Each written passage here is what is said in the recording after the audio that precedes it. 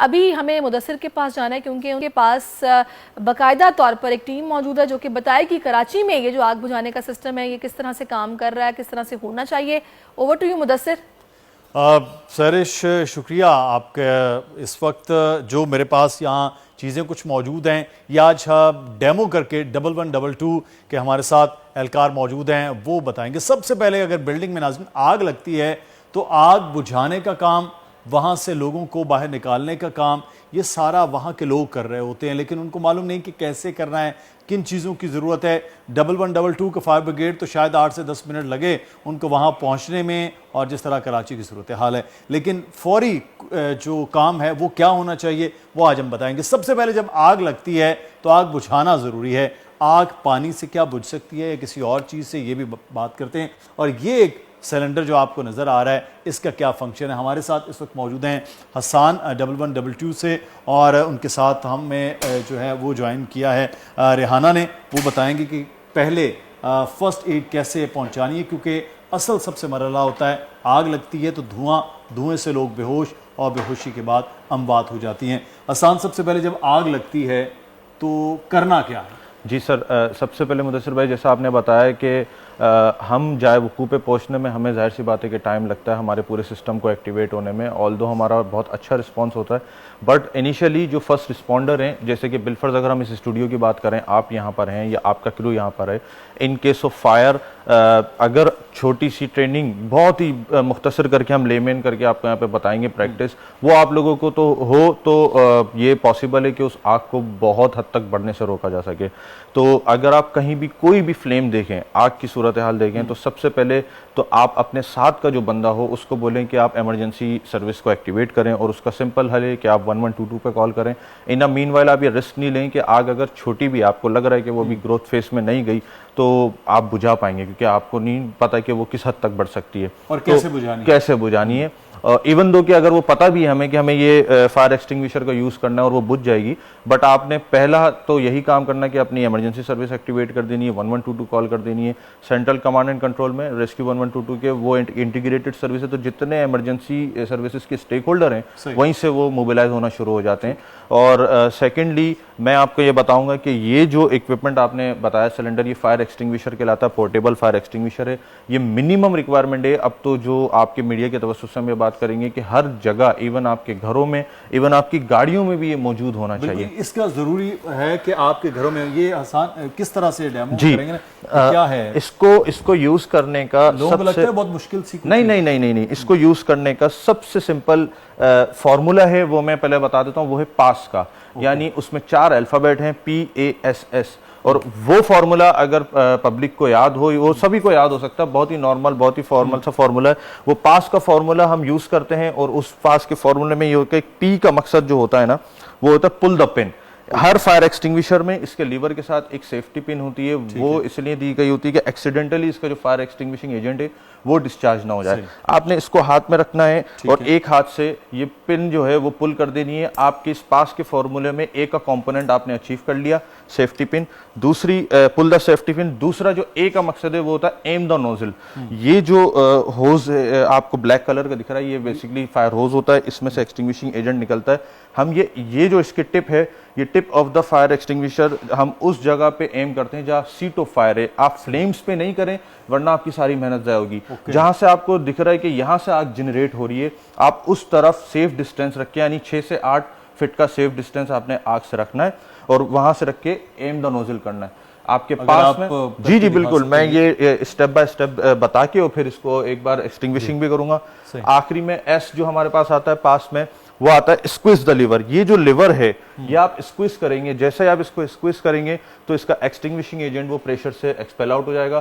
Final जो S है वो होता है स्वेप्ट साइड बाय साइड, यानी कि जब इसमें से आप एक्सटिंग्विशिंग एजेंट निकालना शुरू कर देते हैं तो इसको आप इस तरह से सीट ऑफ फायर पे left right back and fourth move करते हैं, ताकि आग का कहीं भी छोटा मोटा भी शोला अगर है तो वो बुझ जाए। तो इससे निकलने वाला जितना भी मवादों को आपके अपने हाथों या किसी चीज पे नहीं, वो इतना डेंजरस नहीं होता कि वो हमें परेशानी, क्योंकि अब ये जो एडवांस टेक्नोलॉजीज हैं, वैसे तो हर फायर को बुझाने का एक अलग फायर एक्सटिंग्विशर हुआ करता था, बट अब ये यूनिवर्सल फायर एक्सटिंग्विशर आने शुरू हो गए, ब्लू कलर की टैगिंग है, डीसीपी के होते हैं, तो वो आप हर फायर पे यूज कर सकते हैं और इतना ये खतरनाक नहीं होता कि स्किन कांटेक्ट से ये डैमेज करे टिश्यूज को।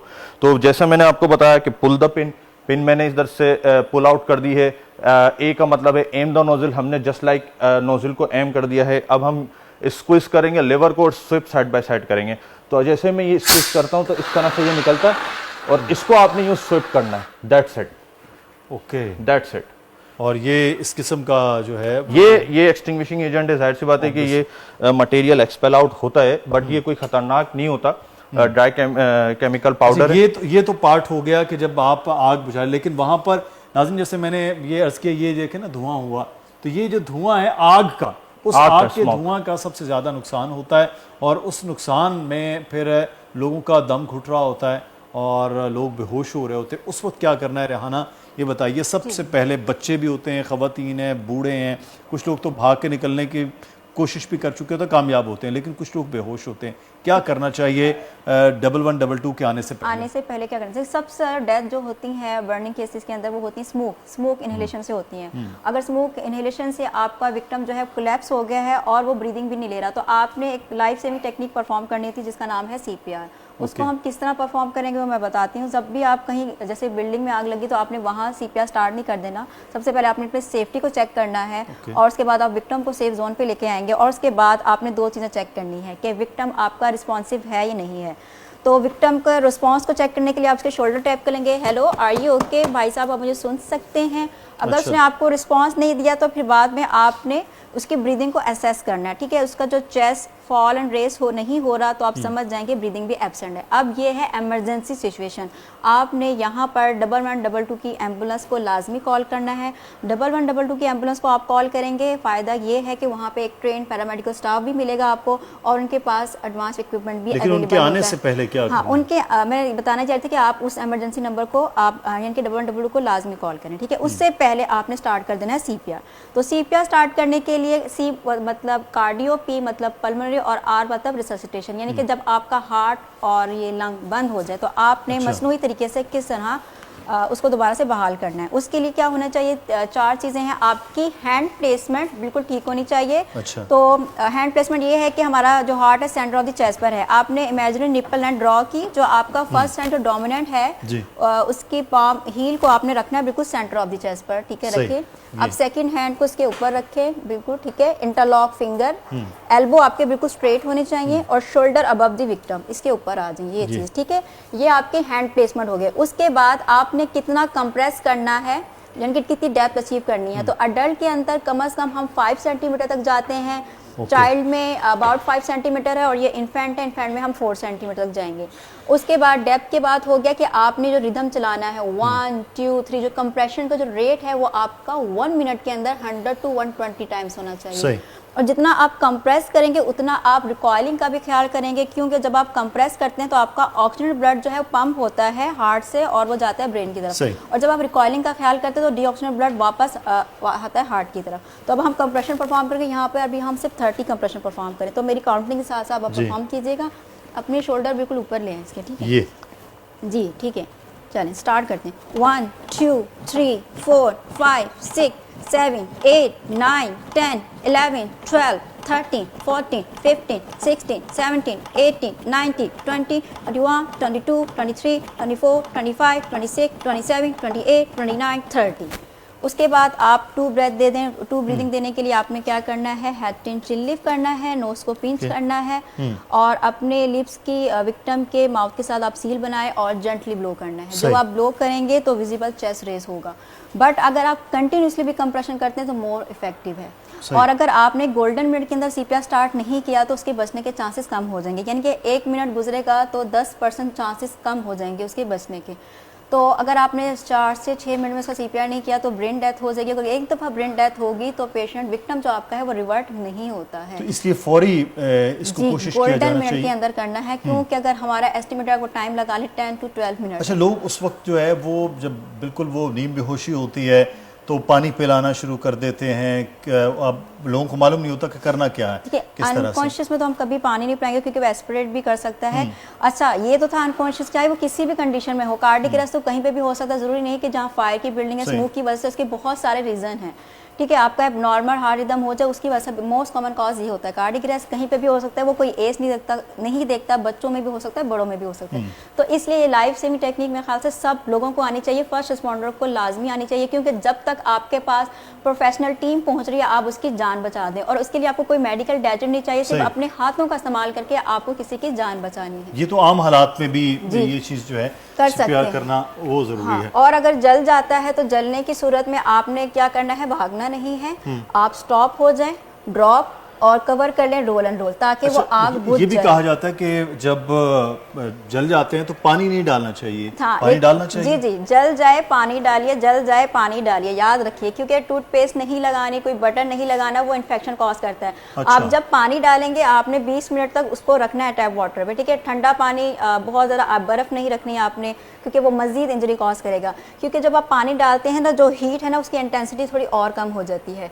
आपकी फर्स्ट लेयर है डैमेज हो रही है, फिर सेकेंड है और थर्ड है, फिर कुछ नहीं करना होता, आपने बस उसको क्लीन करना है और उसको कवर कर देना है बस। अच्छा, एक चीज में है कि जब आग लगती है तो धुआं जो है हमेशा ऊपर होता है, बिल्कुल smoke ऐसा ही होता है, बिल्कुल ऐसा तो उस बिल्डिंग से, उस एरिया से निकलना कैसे होता है? बिल्कुल, देखें अमूमन होता ये है कि बीइंग एन ऑक्यूपेंट, ये हमारी अपनी रिस्पॉन्सिबिलिटी है कि आप अगर इस बोल न्यूज़ की बिल्डिंग में काम कर रहे हैं तो मैं अब आपकी मीडिया के तवज्जुह से यही कहना चाहूँगा कि खुद ऑक्यूपेंट की रिस्पॉन्सिबिलिटी की सबसे पहला सवाल वो ऑनर से करे कि इस बिल्डिंग में फायर एग्जिट्स कहाँ हैं, एमरजेंसी एग्जिट्स कहाँ हैं। और ये जब भी हम किसी नए स्ट्रक्चर में जाते हैं तो सेफ्टी ओरिएंटेशन होती है 5 मिनट की, जिसमें हमें पता लगता है कि इन केस ऑफ इमरजेंसी हमें एवैक्यूएट बिल्डिंग से कैसे करना है। तो जैसा आपने कहा कि स्मोक जो है, उस फायर स्मोक की जो कैटेगरी है, उसकी कैरेक्टरिस्टिक है वो लाइटर देन एयर है। तो जब भी वो फायर स्मोक किसी बिल्डिंग में एक्यूमुलेट होगा वो सरफेस से 2 से 3 फीट ऊपर होगा। और एवैक्यूएशन का प्रोसेस, अगर हम बोलें कि आपके पास कुछ भी नहीं है और इमीडिएटली आपने बिल्डिंग से एवैक्यूएट करना है या उस एरिया या रूम से एवैक्यूएट करना है, तो उसका तरीका यही होता है कि आप जमीन पे पेट के बल, जिस तरह से बच्चा क्रॉल करता है वैसे लेट जाएंगे। क्रॉल करते हुए आपको इमरजेंसी एग्जिट की तरफ आप बढ़ेंगे। और सेफ्टी, मजीद सेफ्टी के लिए ये है कि अगर आपके पास कहीं पानी पड़ा है तो आपके पास जो रुमाल है वो रुमाल, नहीं तो अगर वो भी मौजूद नहीं तो ये जो आपका स्लीव्स होता है उसको गीला, कफ को गीला करके और वो नाक पे आपने रख लेना है। ये एक सॉर्ट ऑफ फिल्ट्रेशन का काम करता है, जो टॉक्सिक गैसेस आप इनहेल करेंगे। क्योंकि होता ये है कि जैसे ही आप एक तो आप ज़ाहिर पैनिक हो गए और आप एग्जिट की तरफ जा रहे हैं, ये कि एग्जिट भी करना है तो थोड़ा सा होशो हवास कायम रखने और क्रॉल करके वहां निकलना है, भाग के निकलना है। कोई चीज़ भी उस वक्त जो है वो आपसे टकरा सकती है, गिर सकती है, क्योंकि धुआं होता है। बहुत शुक्रिया आसान आपका भी, रेहाना। ये वो चीज़ें हैं जो 1122 के आने से भी पहले आपको करनी है, ये अब आपको ये सीखना है। अब इस किस्म के वाक़यात खुदा न खास्ता कहीं हो तो आपको मालूम हो कि आपने करना क्या है। चलते हैं सैरिश की जानिब। सैरिश, यकीनी तौर पे आपने भी सीखा होगा कि अगर इमरजेंसी हो तो फिर क्या किया जाना चाहिए।